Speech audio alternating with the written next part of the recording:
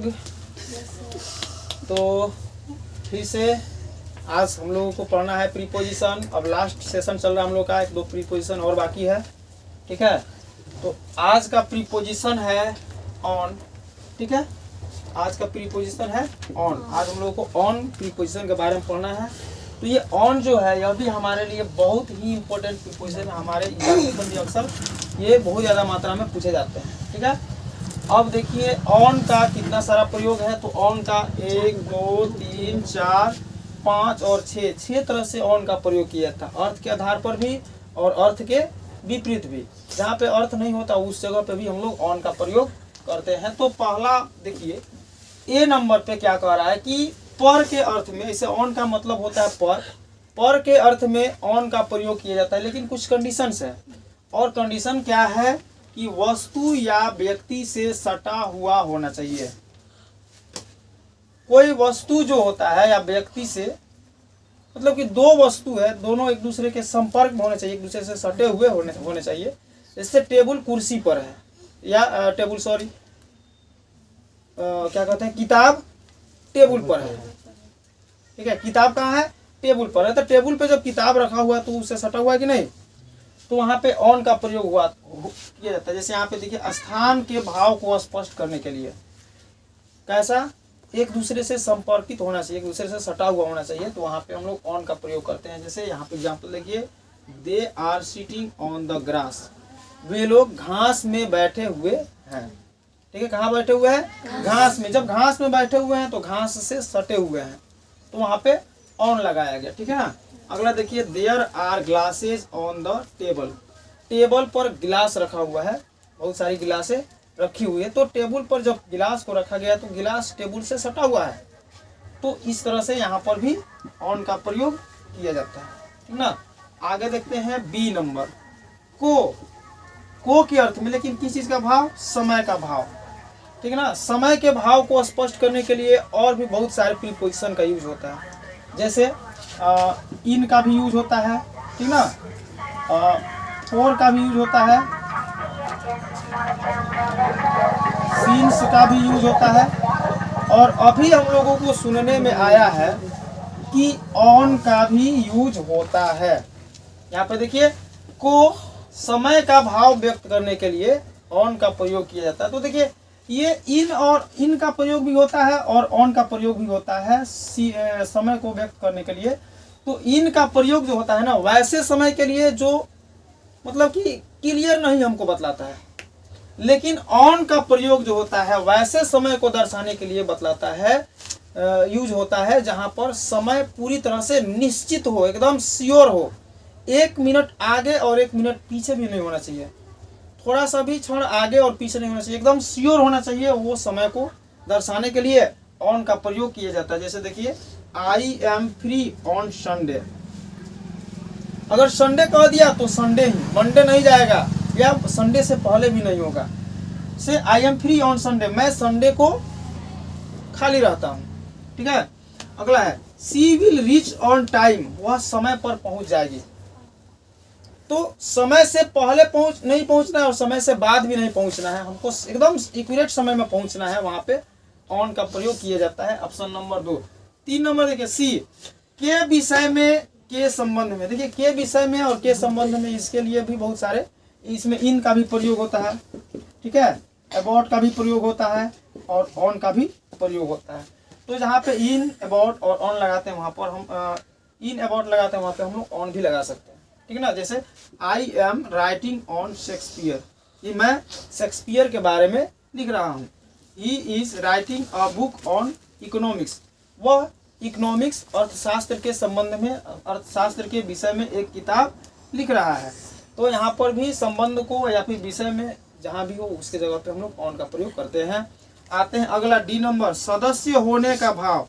अगर कोई व्यक्ति है, अगर वो किसी संस्था का, किसी संगठन का, किसी चीज का सदस्य है, तो उसके भाव को स्पष्ट करने के लिए भी ऑन का प्रयोग किया जाता है। जैसे एग्जाम्पल देखिए, he is on the committee, वह कमिटी में है, यानी कि वह कमिटी का क्या है, एक सदस्य है, कमिटी में मिला हुआ, यानी कि कमिटी का एक सदस्य है। तो सदस्य होने का भाव को व्यक्त करता है। अगला है, which side are you on, आप किस साइड हैं, आप किस पक्ष की ओर हैं। जैसे कि दो पक्ष होता है ना, जैसे कोई गेम भी खेला जाता है तो गेम में दो पक्ष होता है, तो आप इस पक्ष में है कि इस पक्ष में। जब पक्ष की बात किया जाता है या सदस्य होने की बात किया जाता है तो वहाँ पे ऑन का प्रयोग किया जाता है। ठीक है, अगला देखिए, कार्य, व्यापार और स्थिति के भाव को स्पष्ट करने के लिए भी ऑन का प्रयोग किया जाता है। ठीक है ना, एग्जाम्पल देखिए, ही इज ऑन बिजनेस, वह बिजनेस में है, वो बिजनेस में मतलब कि वो व्यापार में है।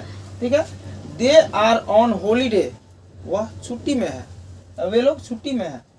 तो यहाँ पर कार्य का हो गया, व्यापार का हो गया, बिजनेस की बात कर रही है, स्थिति की बात कर रही है, तो स्थिति कैसी है, तो वो छुट्टी की स्थिति में है, यानी कि वो छुट्टी में है, तो यहाँ पर भी ऑन का प्रयोग किया जाता है। अगला लास्ट है कि बिल्कुल नज़दीक, यदि कोई चीज़ किसी चीज़ के बिल्कुल नज़दीक है तो बहुत ज़्यादा नज़दीक के भाव को स्पष्ट करने के लिए भी ऑन का प्रयोग किया जाता है।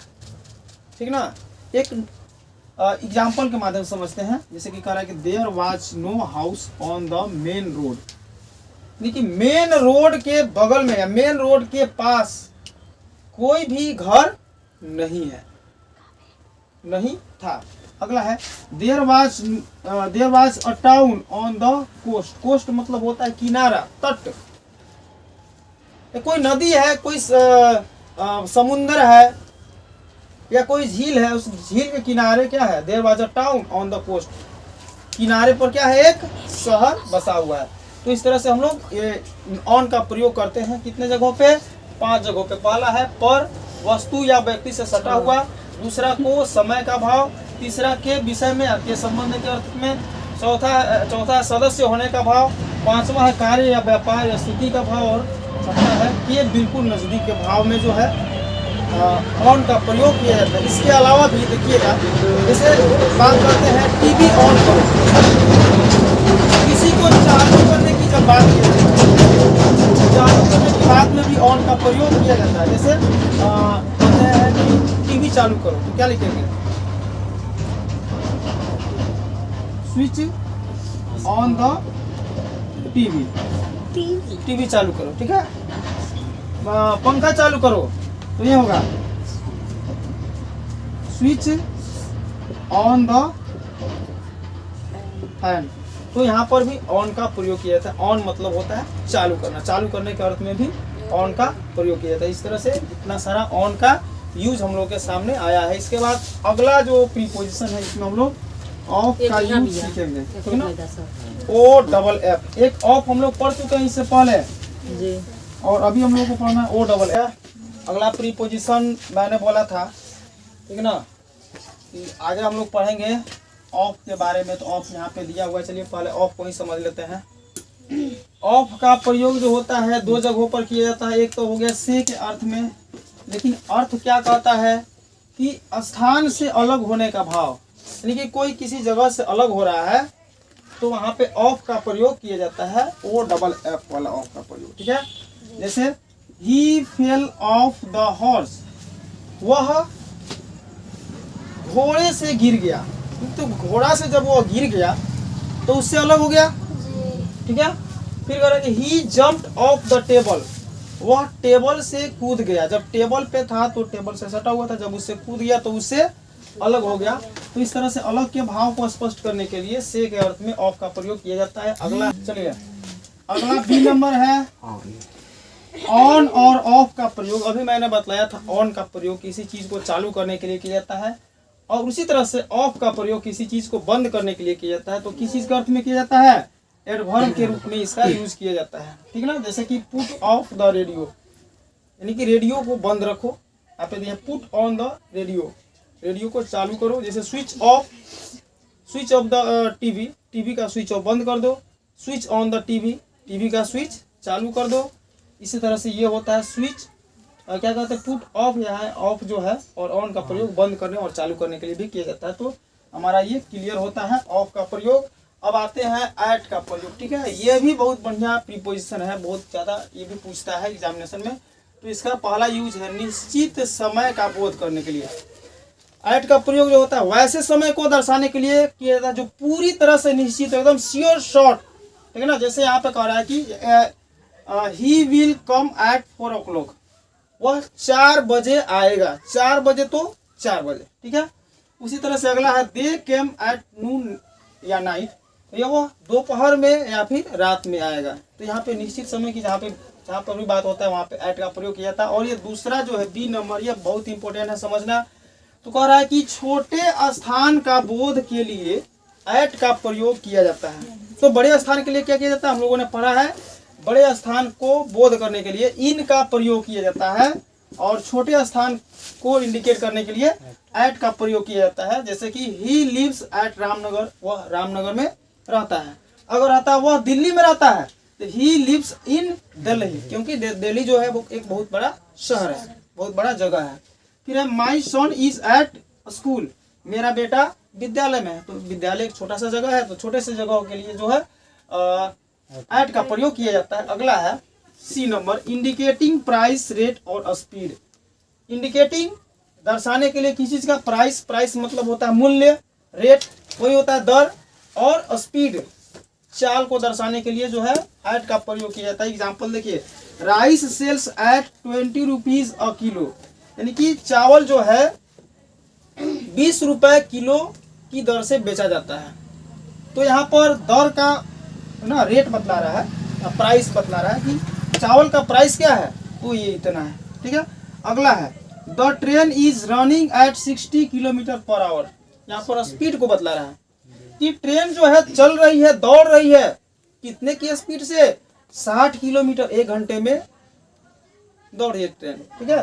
तो स्पीड को बतलाने के लिए जो है ये एट का प्रयोग किया था। और लास्ट जो है दिशा, लक्ष्य का बोध करने के लिए, दिशा को बोध करने के लिए जो होता है एट का प्रयोग किया जाता है। एग्जाम्पल देखिए, सी इज लुकिंग एट हिम, वह उसके तरफ देख रही है। तो किसके तरफ, उसके तरफ, कोई वो किसी दिशा में खड़ा होगा उसकी और वो देख रही है, तो यहाँ पर दिशा को बोध कर रहा है। He aimed his gun at the thief, उसने अपना निशाना, अपने बंदूक का निशाना कहाँ लगाया, चोर की तरफ लगाया। तो यहाँ पर दिशा को इंडिकेट कर रहा है। इस तरह से हमारा एट और ऑफ दोनों प्रीपोजिशन क्लियर होता है। अब एक और प्रीपोजिशन आ गया है, वो कौन है, अंडर, ठीक है ना। इस प्रीपोजिशन को पढ़ लेते हैं तो हमारा प्रीपोजिशन पूरी तरह से समाप्त हो जाता है, पूरा का पूरा। चलिए, ये लास्ट प्रीपोजिशन है हम लोगों का अंडर। अंडर का मतलब ही होता है के नीचे, ठीक है, लेकिन इसका भी यूज कई अर्थों में किया जाता है। इसका यूज देखिए 5 तरीका से, ए बी सी डी और ई, 5 तरीका से इसका यूज किया जाता है। पहला यूज देखिए, कह रहा है कि के नीचे के अर्थ में स्थान का बोध करता है। तो के नीचे के अर्थ में हम लोग अंडर का प्रयोग करते हैं। जैसे the cat was under the table, बिल्ली टेबल के नीचे था, ठीक ना। अगला, the water flows under the bridge, पानी बह रहा है कहाँ, तो पुल के नीचे पानी बहता है, ठीक है। तो नीचे के अर्थ में हम लोग जो है अंडर का प्रयोग करते हैं। अगला देखिए, से कम, कम मतलब कि किसी चीज से कम की बोध करता है, तो वहां पे अंडर का प्रयोग किया जाता है। जैसे देखिए, many children under 5 go to nursery school, यानी कि अधिकतर बच्चे जो 5 वर्ष से कम के होते हैं, देखिए कम का बोध कर रहा है ना, 5 वर्ष से कम के होते हैं उनको नर्सरी विद्यालय में भेजा जाता है, ठीक है। अगला देखिए, if you are under 18 you can not join the job, यदि आप 18 साल उम्र से कम के हैं तो आप ये जो नौकरी है, जो जॉब है, उसको ज्वाइन नहीं कर सकते हैं। तो यहाँ पे अंडर की बात होती है, नीचे की बात होती है, वहां पे अंडर का प्रयोग किया जाता है। लास्ट देखिए, के पद के नीचे, कोई पद है, उस पद के नीचे जितने भी लोग हैं उन सभी को प्रदर्शित करने के लिए भी अंडर का प्रयोग किया जाता है। जैसे I have a staff of 20 working under मी, यानी कि मेरे नीचे 20 स्टाफ जो है ना, 20 गो जो वर्कर हैं जो मेरे नीचे काम करते हैं। वहाँ पद के नीचे, मेरा जो पद है, मेरे पद के नीचे भी 20 गो लोग काम करते हैं।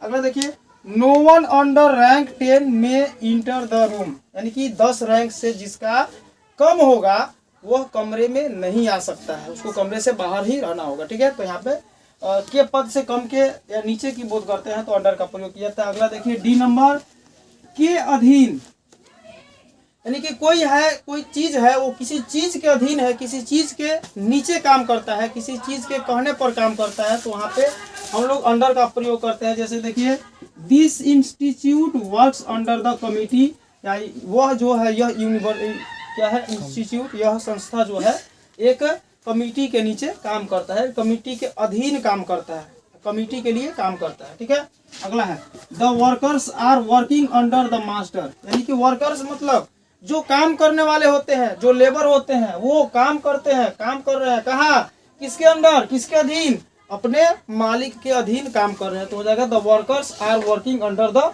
मास्टर। ठीक है, और यह लास्ट जो है टॉपिक दशा या अवस्था का बोध करने के लिए भी अंडर का प्रयोग किया जाता है। जैसे his case is under consideration, case मतलब क्या होता है, मामला होता है ना, मामला, उसका मामला कैसा है, तो अंडर कंस्ट्रक्शन कंसिडरेशन है, यानी कि उसका मामला अभी विचार पर है, विचार चल रहा है उसके मामले के बारे में। ठीक है, और देखिए लास्ट में these buildings are under construction, यानी कि वे सब जितने भी बिल्डिंग है, मकाने हैं, वो अभी कंस्ट्रक्शन है। कंस्ट्रक्शन मतलब क्या होता है, अभी उसमें काम चल रहा है, वो कंस्ट्रक्शन। तो वहाँ पे ये दोनों चीज में क्या करता है, दशा का या अवस्था का बोध करता है। तो इस तरह से हमारा पूरा का पूरा प्रीपोजिशन समाप्त होता है। अब कुछ ऐसे प्रीपोजिशन होंगे जो दो प्रीपोजिशन एक जैसे अर्थ में यूज किए जाते हैं, तो ऐसे प्रीपोजिशन के बारे में कहीं हम लोग आगे पढ़ेंगे। और इस तरह से अब आप लोगों को डेली प्रैक्टिस करने के लिए बहुत सारे क्वेश्चन दिए जाएंगे, ठीक ना, और समझाया जाए।